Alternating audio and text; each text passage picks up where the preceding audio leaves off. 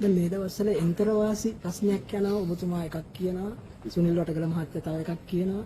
එතුමාට තව ටික දවසක් තියෙනවා මගෙන් අහන්න ඕන ප්‍රශ්න ටික අධිකරණයේදී අහන්න ඕන ප්‍රශ්න ටික ලෑස්ති වෙන්න. සාමාන්‍යයෙන් එන්තරවාසියක් ගෙව්වට පස්සේ ඒකට පිළිතුරක් සපයන්න ඕන දැන් පවතින වත්පාන නීතිය යටතේ.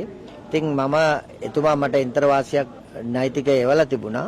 ලිඛිත පිළිතුරක් නාමල් රාජපක්ෂට යවලා තිනවා. ඉතින් හරිනම් දැන් දවස් ගාන හරි.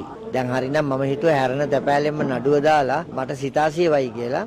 මම බලාගෙන ඉන්නවා නාමල්ගේ සිතාසිය එනකන්. මොකද මට කියන්න ගොඩාක් කරුණු තියෙනවා ගරු අධිකරණයට ගිහිල්ලා.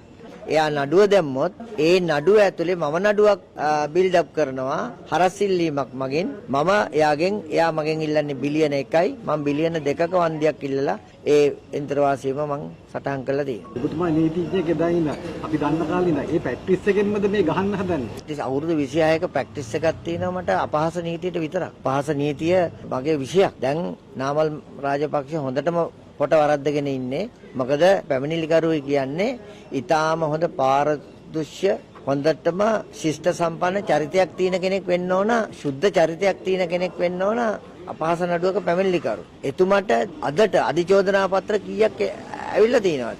ඒ විතරක් නෙවෙයි රාජපක්ෂ පවුල විදියට එතුමාට කොච්චර චෝදනා ඇවිල්ලා තියෙනවද? ඉතින් ඒක නිසා මම ඒවා ඔක්කොම මගේ ඉන්තරවාසී ලිපියේ සඳහන් කරලා තිනවා. ඔබ ලෑස්ති වෙලා ඉන්න. ඔබ අපහාස නඩුව දානවා නම් මේ කරුණු වලට ගරු අධිකරණයේ මගේ හරස් ප්‍රශ්න වලට උත්තර දෙන්න කියලා.